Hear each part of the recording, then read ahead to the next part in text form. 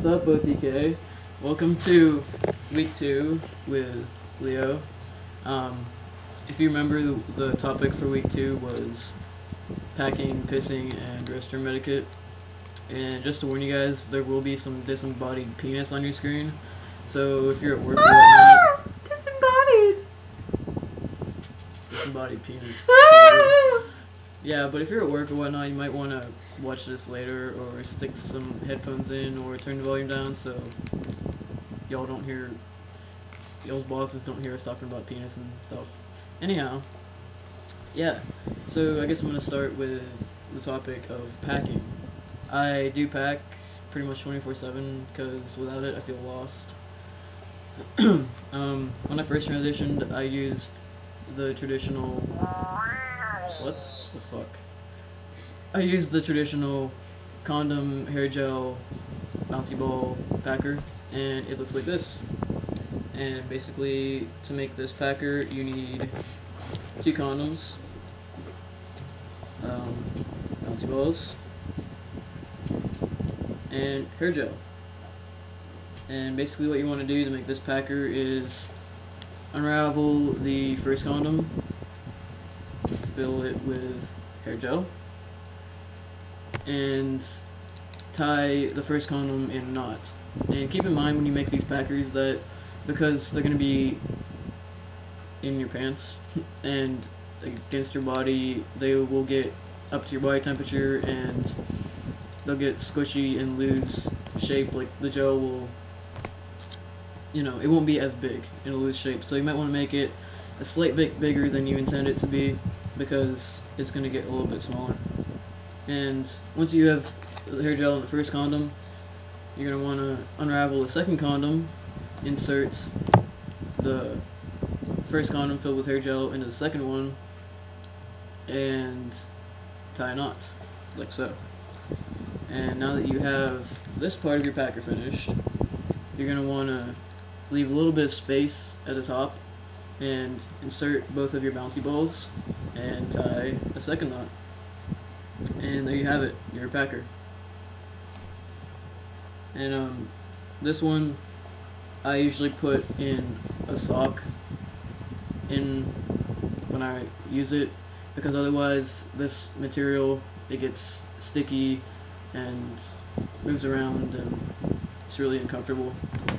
And second packer that I've used for a few months was given to me by a good friend of mine. I believe it was from goodvibes.com. It is 5 inches, I believe, and they do make them also in like 3.5, 3 inches, something like that, for whatever you're comfortable with. But it looks like this. And what I do with this one is I use a cock sock to keep it in place. Now, a cock sock is basically you take a sock, I have the top of it cut off, and when I make these, I hold it up so that the balls set in the bottom of the sock, and right where the shaft starts, right here, I make a hole, and then you just put the shaft through the hole like this. It's a good idea to use baby powder on your packer like this, on ones like these, before you put it in here, because the baby powder helps keep your packer from being sticky because of the material it's made out of. And when you need to wash it, just mild soap and water, air dry and powder it, put it back in your cock sock, and you're good to go. Some people sew Velcro right here, and then they sew Velcro to their underwear, but personally I just use safety pins, 2 safety pins. And just keep in mind when you safety pin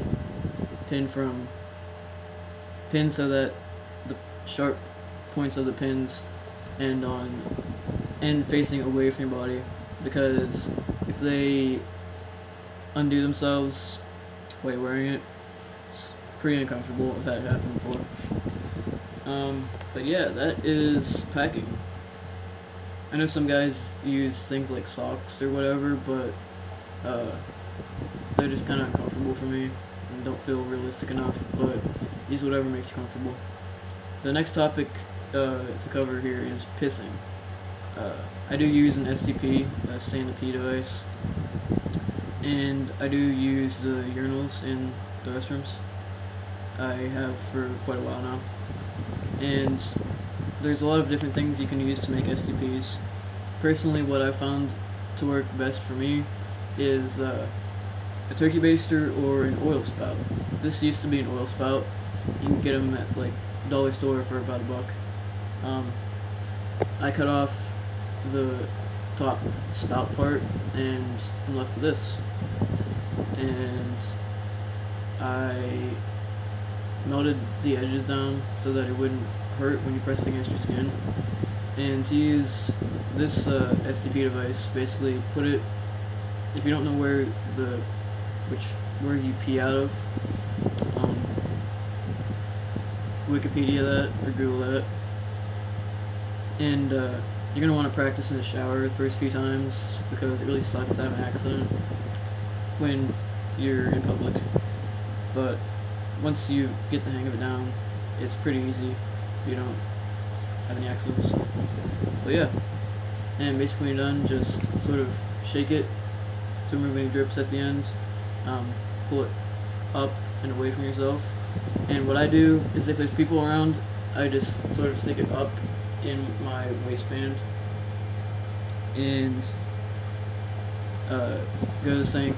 If I'm wearing long sleeves, I might just like hold it like this and stick it up inside my sleeve. And when nobody's looking, I rinse it out real quick. If there's nobody in the bathroom, I use soap and rinse it out. You're gonna want to make sure you wash it real good, at least once a day. And the other thing I've used, this used to be a marker, and I took the end off, took the marker part out and cut a tip in the end. As you can see, this isn't quite as wide in diameter as this is, so this is a lot easier to use, and this is what I use, but use whatever works for you. There's a lot of other ways you can make an STP, like my friend, he's made one out of a modified milk carton, the plastic ones. You can also take the top of a coffee can, cut the edge off, melt the edges so they're not sharp, and fold it like that and use it like that. I personally could never get the hang of that down. You can also use a medicine spoon. Take like a medicine spoon for babies and cut a hole in the end, and you use it the same as one of these thingies. But again, this is what I found to work best for me. Just find whatever works best for you. The last topic that we're going to cover here before I hit the 10-minute mark is restroom etiquette. I do use the men's restrooms.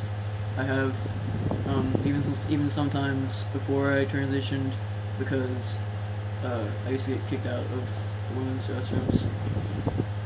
But yeah, guys basically, hi Tori. Hi. Guys basically don't talk to each other in the restrooms a lot. That'd just be weird. When they do, it's, sort of short and to the point. I've seen a lot of old guys talk to each other while they're taking a shit. It was kind of strange to observe because I didn't think guys really talked. But I guess they do sometimes. Basically, you just get in, do your business, get out. As far as not being seen using your STP, what I do is I stand really close to the urinal. If they don't have like the guards in between them, I stand really, really close, and I've never been outed because of using my STP. Guys don't usually look at each other. I noticed one time at a busy, I think it was a concert, some guys stand really far away, some guys stand really close, some guys I was watching, actually wasn't intending to, but this one guy shook it really, it was kind of funny, I almost laughed out loud. But yeah, And if some other guy's using the urinal, don't use the one right next to him. That's generally what guys do. But yeah, I'm gonna wrap this up because I'm already at 10 minutes. So tune in next week for week 3 and whatever weeks I have to catch up on. Peace.